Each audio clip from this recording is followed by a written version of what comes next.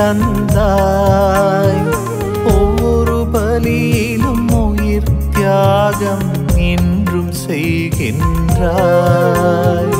ஒரு முறைதான் கொல்கொதாவில் உன்னையே தந்தாய்.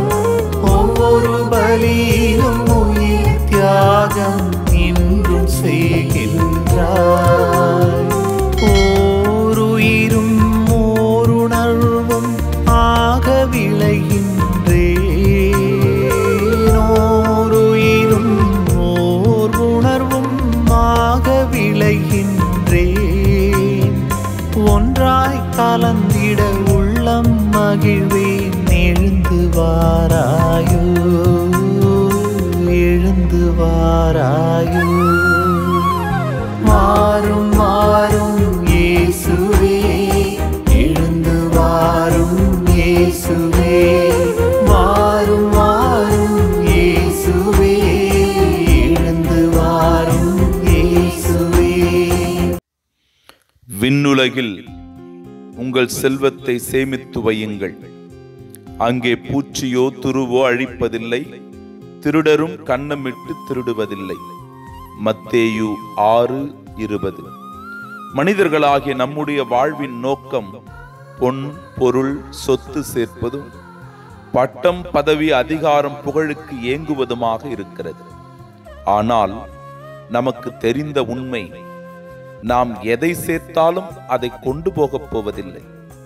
எத்தகைய உச்சமான புகழில் இருந்தாலும் ஒரு நாள் மடியத்தான் போகிறோம். ஆனாலும் வாழும் இந்த வாழ்க்கையை அர்த்தமுள்ளதாக்க ஆண்டவர் கூறுவதை கேட்க வேண்டும். நம் வாழ்வின் நோக்கம் விண்ணகமாகத்தான் இருக்க வேண்டும். அதுவே நம் நிலையான வீடு. நிலையானவற்றை மறந்துவிட்டு நிலையற்றவற்றில் கவனம் செலுத்தும் வாழ்வை இழந்து பிறகு வருத்தமும் வேதனையும் படக்கூடாது. இறைவா, நற்கருணை நாதரே, எமக்கு வாழ வழிகாட்டும். விண்ணுலகில் உங்கள் செல்வத்தை சேமித்து வையுங்கள். அங்கே பூச்சியோ துருவோ அழிப்பதில்லை, திருடரும் கன்னமிட்டு திருடுவதில்லை. தந்தை, மகன், தூய ஆவியாரின் பெயராலே ஆமீன். வாரும் வாரும் இயேசுவே, எழுந்து வாரும் இயேசுவே. வாரும் வாரும் இயேசுவே, எழுந்து வாரும் இயேசுவே. அருள் சுரக்கும் ஆன்ம உணவாய் ஆண்டவா நீ எழுகின்றாய். அன்பில் மகிழ்ந்து அருளில் நனைந்து ஆண்டவா உன்னில் வாழ்கின்றேன்.